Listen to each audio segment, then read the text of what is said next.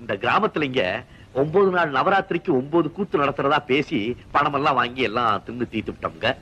கடவுள் புண்ணியத்தினாலையும் உங்க புண்ணியத்தினாலையும் 6 நாள் கூத்து ஒழுங்கா முடிஞ்சது. இன்னைக்கு 7வது நாள் கூத்து சத்தியவான் சாவித்திரி. நான் தான் சத்தியவான் போடுறவன். சாவித்திரி போடுற பொண்ணு ஏதோ தின்னக்கூடாது தின்னுவிட்டு அவள் பாட்டுக்கு ஏதோ கிடக்குறா. உடம்பு சரியில்லை, நாடகத்தை நடத்த முடியாதுன்னு சொன்னா கிராமத்தாங்க விட்டுருவாங்களா? வெட்டி பொலி போட்டு விடுவாங்க. அப்படி நடந்துச்சுன்னா அந்த அவமானத்தை யாருங்க தாங்க முடியும்? நீங்களே சொல்லுங்க. அதனால என்ன? அதனால என்ன? இப்போ அதனால ஒண்ணும் இல்லைங்க. இன்னைக்கு கூத்து நிக்காம ஒழுங்கா நடக்கணும். அதாவது எங்க நாடகத்துல இன்னைக்கு நீங்க சாஸ்திரியா நடிச்சா நான் வேஷம் போட வழியே இல்லைங்க. நீங்க கண்டிப்பா வேஷம் போட்டுத்தான் தீரணுங்க. நீங்க ஒண்ணுமே செய்ய வேண்டாங்க. நீங்க பாட்டுக்கு நில்லுங்க. பேசுறது பாடுறது கூத்தாடுறதெல்லாம் நாங்க பண்ணிக்கிறோங்க. கலைதேவியே உருவெடுத்து வந்த மாதிரி நீங்க நிக்கிறீங்க. நீங்க கண்டிப்பா வேஷம் போட்டுத்தானுங்க தீரணும். நீங்க போட்டீங்கன்னா கலை உலகத்து மானத்தையே காப்பாத்துற மாதிரிங்க. நீங்க வேஷம் போடாம நாங்களும் விட மாட்டோங்க. ஆமாங்க, மன்னிச்சு